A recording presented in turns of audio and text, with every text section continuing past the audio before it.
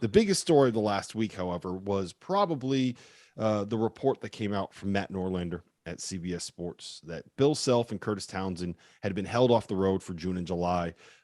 It wasn't just June and July. They were not on the road out in April either. They have not been in any of the most recent live recruiting periods. I don't know if this was written in Norlander's story, but this was something that was recommended by the NCAA. This wasn't a decision by Kansas. It was kind of the NCAA saying, hey, you know what? You probably don't want to put those guys on the road because that's probably going to be end up something that gets taken away when we get to this kind of whole IAR. Is that what it is? The IARP hearings? Yes, that's correct. Assistant coaches Jeremy Case and Norm Roberts were both out on the road. I think we saw both of them in South Carolina, Tio. I don't know if you saw them in. I did. I saw both of them there. I don't know if you saw them at Peach Jam.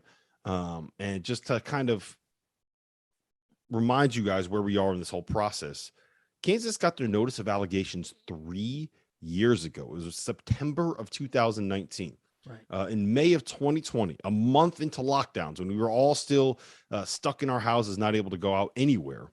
That's how long ago it was.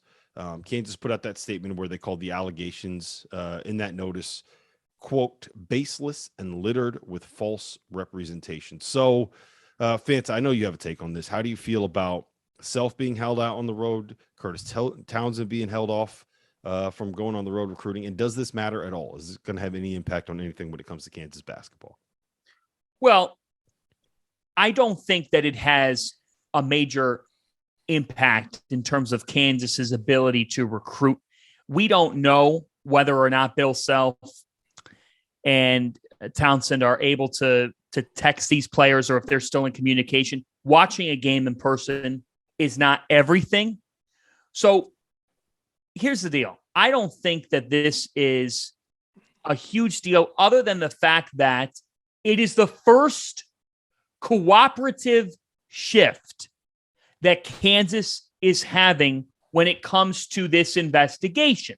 It's the first time that we are seeing a blink in what has been a stare down between the NCAA and Kansas. Kansas calling the NCAA's claims, you said a couple of quotes, how about, quote, a false narrative because of the fact that an Adidas consultant aided in the payment of two parents of their players. They claim that they had nothing to do with that, nor did they have knowledge. We could talk about who's at fault or whatnot. The fact of the matter is this, okay? I don't think that this damages Kansas. I don't think it has a huge effect. It could signal that they're trying to ease the blow of what will be a potentially long overdue punishment, whatever it is.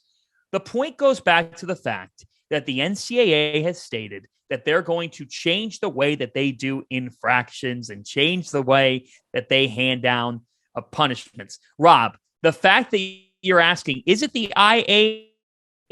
Yeah, the Independent Accountability Resolution Process that was formed, by the way, off of this FBI investigation, which, even though they got their notice of allegations in September 2019, when was the FBI investigation conducted and processed? That was all the way back in 2017.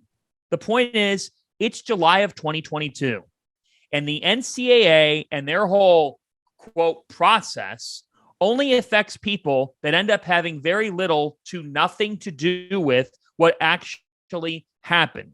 The irony is Kansas has already suffered a little bit in recruiting in the past because this was hovering over them. But did they suffer? No, they didn't. They might have suffered. They might have suffered in the recruiting pathway, but they ended up getting kids that helped them win a national championship, which kind of sums up the current college basketball culture that five-star talent, you're going to go after it, but that's not the sole ingredient to winning national titles. Yeah, here's the thing. They just won a title, right? Based off. I'm taking all the charges. I got my trophy. I'm taking all the charges right now just to get this shit out of the way. Yeah, but listen, they just won their title. They just won their title with 3-star local kids carrying the load. Oshai Abaji, Christian Brown, DeJuan Harris. All local kids, all 3-star prospects, none of whom anybody saw them going to Kansas and saying, oh, yeah, those guys are going to be NBA players and are going to win national championships. I talked with Bill Self last week. This is a quote from him. We make our living off of the Marcus Morrises, the top 75 kids that are better than one and dones when they are juniors and seniors, right? That's where they've been at their best. Those are the guys that have won Kansas national titles. They've had 9 guys that have been one and dones, right? How many of those guys have been great? How many of them have led Kansas to Final Fours and the national titles and the league championships, right? The year that Frank Mason won National Player of the Year, Josh Jackson was a top 5 pick. Yeah. Right? That's what Kansas is at their best, developing guys and turning guys into pros 2, 3, 4 years in the program. And you know what else? They have 3 top 30 prospects coming into school this year. Grady Dick, by the way, hilarious name. MJ Rice and Ernest Uday. I think I got that right. Ernest Uday. They have 3 top 30 prospects coming in. It's not like their recruiting is hurting, and it's not even that important for Bill Self to get these guys. And oh, by the way, we're 5 years removed from all of this happening, and we have no idea, 1, when Kansas is going to have the IARP hearing, and 2, when we're actually going to hear punishments. There have been rumblings. I don't know if you heard this, Tio, when you're on the road. I've heard some people say that they think that there's going to be a postseason suspension and Bill Self is going to miss regular season games this year. And we might even get a postseason ban at some point from Kansas. I've also heard people say they think that UMKC should be on the lookout for some hefty NCAA punishments coming based off of what happened with Kansas. So who knows what actually is going to end up happening here. UMKC. Okay. So I'm lost there, but no, to go. That's the whole, did you get that joke? Did you get that Yes, reference? I did. I got it. The NCAA is so mad at Jerry Tarkanian that they gave Cleveland State another postseason ban. Oh, gotcha. Yeah, there you go. No, I didn't. Well, sorry. I'm somebody might need to keep up, T.O. Keep up, T.O., please. We have somebody might need to show the NCAA where Kansas is so that they don't get them mixed up with Kansas City. Yeah, no kidding. It's kind of like when Charleston Southern, some of their guys were selling back bucks, and it's just like, oh, let's really go after those guys. It's ridiculous. No, I will say having Bill and having his lead assistant not being there is not great, but Jeremy Case and Norm, I mean, he's had those guys for a long time. So like, that's where continuity of having a staff, the same staff for a long time helps. And you guys were speaking to the effects of not having them on the road. Not really that much, guys. Not really that much. They're still going to get their hands on guys. They're still going to get their hands on really good players. And when you've had that type of continuity for so long, Norm's been there for 12 seasons. Jeremy Case has been there. He's been there since, 2016 as a video coordinator. Like those guys, they have continuity within their staff, and it doesn't really, once you trust those guys, like it's not really going to affect those things as much. And you try to tell me a kid and his parents are going to come in and meet Bill Self, and he's not just going to sweep them off their feet. Like none of that stuff really bothers me at all. And they're going to have their pick of kids in the Midwest. That's just the bottom line. I'll just play devil's advocate for a moment here because I agree with you. And when I said that Kansas, quote, already has suffered, what I meant is what you said, Rob. They were getting some 3-star prospects. They might have had to swallow lumps, if you'd like to say that, when this investigation first came down, just from an optic standpoint. But they didn't, because they're the national champions in the sport. My question as a devil's advocate is, okay, none of us think it really matters a whole lot. So then why do you even do it to begin with?